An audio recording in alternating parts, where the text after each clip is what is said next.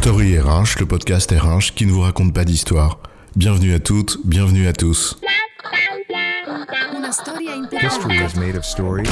Dans cet épisode, nous allons parler de rémunération et nous demander ce qu'est un salaire décent. Quand Einstein disait tout est relatif, il faisait référence à la constance. Tout est relatif, oui, mais à quoi ? En l'occurrence, à la vitesse de la lumière. Mais en matière de pognon, c'est quoi la constante qui peut nous donner un point de repère stable ? À quoi se référer ? Peut-on trouver un maître étalon ? Surtout quand la matière, particulièrement en France où le sujet est toujours aussi délicat que tabou, la question de la rémunération charrie toujours son lot d'émotions, de préjugés et d'affirmations péremptoires. On ne parlera donc pas ici de politique de rémunération, ni des techniques qu'elle mobilise en entreprise et que manient à merveille tous les bons compen-ben. En revanche, on va se poser une question simple, du moins en apparence, et tenter de ne pas y apporter une réponse simpliste. Alors, un salaire décent, c'est quoi l'histoire ? Certaines et certains se rappellent peut-être ces femmes et hommes politiques épinglés pour leur déconnexion avec le monde réel, celui des gens. Vous savez, ceux qui payent leur baguette de pain. Jospin s'était pris les pieds dans le pâton après le passage à l'euro. Giscard aussi, avant lui, dans un débat avec Mitterrand. Ou Copé, plus récemment, qui était chocolat devant le prix des chocolatines. Ou des pains au chocolat, sinon on va en vexer. Mais ce pain-là, s'il n'en mange pas, en l'occurrence, cela avait été son argument pour masquer son ignorance, il se l'était pris dans le pif. Le symbole de la baguette et du quotidien. Le vilain riche et le gentil pauvre. Difficile de ne pas se rappeler ces mots de Pierre Desproges. Les aspirations des pauvres ne sont pas très éloignées des réalités des riches. On se souvient de François Hollande, homme de gauche, enfin il paraît, bien emmerdé après avoir dit qu'il n'aimait pas les riches et qu'on était riche à partir de 4 000 par mois. En euros ou en francs ? Allez, au point où on en est, ça change plus grand-chose. Et c'est souvent avec ces angles qu'on débat, qu'on polémique sur le sujet. Salaud de pauvre, salaud de riche. C'est bien, c'est pas bien, les autres c'est trop, moi c'est pas assez, les revenus astronomiques du joueur de foot, ce qu'on admire, la richesse honteuse du vilain patron. Des débats, quelquefois de comptoir, parfois habités d'une jalousie qui aveugle autant qu'elle passionne exagérément.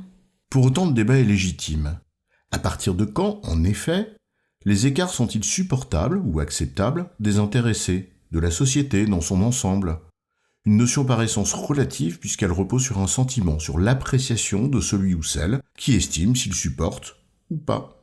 Il est donc peut-être tout simplement impossible de déterminer un niveau de salaire dans l'absolu, ou un niveau d'écart, considéré comme supportable par toutes et tous. En fait, dans l'idée de ce qui est supportable, on peut adopter deux angles de vue.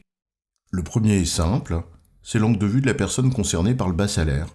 Or sur ce point, dès lors qu'un écart n'est plus accepté, qu'il est ressenti comme insupportable, on ne le supporte plus, et on sait comment ça finit. Le second aspect, c'est de prendre le sujet dans l'autre sens, en se demandant en effet quel est le niveau de salaire qui permet de supporter celui ou celle qui le touche. On en vient donc à l'idée du salaire décent. Alors on dira évidemment ensuite que, dans l'absolu, l'appréciation de ce qui est décent ou ne l'est pas est aussi relatif. Et donc on repose la question, quel principe constant permettrait de fixer ce qui est décent ou ne l'est pas ? Dès lors, le bon sens inviterait à répondre que le seul principe à retenir serait le niveau de salaire qui permet de vivre décemment. Après tout, ce dont nous avons tous besoin, c'est un toit, de quoi habiller, nourrir et soigner sa famille, d'éduquer ses enfants, etc. C'est un principe qu'on pourrait considérer comme universel, assurer les besoins essentiels. C'est la définition que proposait le préambule du texte fondateur de l'Organisation internationale du travail en 1919 d'ailleurs. Je cite « La garantie d'un salaire assurant des conditions d'existence convenables ». Une notion de living wage qui a fait son chemin avec l'OIT, l'OCDE et l'ONG Fair Wage Network, avec une convergence sur ce qu'est un niveau de vie décent qui, en résumé, comprend l'essentiel plus une épargne de précaution. Mais là encore, chacun estime cela à un niveau différent. Et c'est légitime puisque chacun l'apprécie au regard des us et des coutumes de là où il vit, et de ce dont ses congénères bénéficient. Mais même si on fixait une prestation standard, le salaire local pour se l'offrir ne serait pas le même partout. Ne serait-ce que parce que le niveau des prestations sociales fournies par les États n'ont pas grand-chose à voir d'un pays à l'autre. On voit donc à quel point la question est complexe dès lors qu'on se limite à raisonner en salaire. En d'autres termes, fixer un niveau de salaire décent pose inévitablement le problème du seuil qui sera forcément arbitraire et sujet à discussion.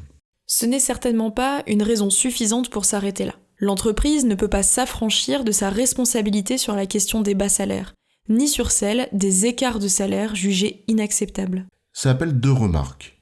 La première relève de la dignité avec laquelle on traite les salariés, la seconde, du sentiment de justice face à des écarts trop élevés.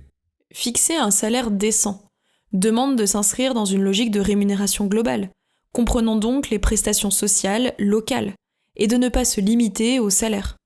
Cela demande aussi d'avoir le courage de fixer un seuil, et donc d'affronter une inévitable critique. Cela demande enfin de tenir compte aussi des facteurs qui concourent à la précarité des personnes qui travaillent. La seconde remarque concerne la nécessité de fixer un multiple entre les revenus les plus élevés et les plus bas. Un multiple acceptable et accepté par le corps social. Cela devrait être une réflexion à laquelle chaque entreprise s'attelle localement selon son contexte spécifique.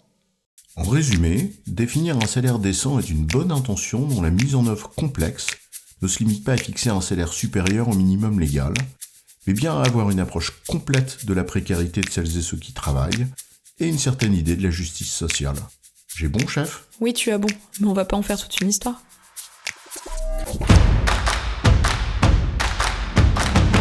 Story RH, le podcast RH qui ne vous raconte pas d'histoire.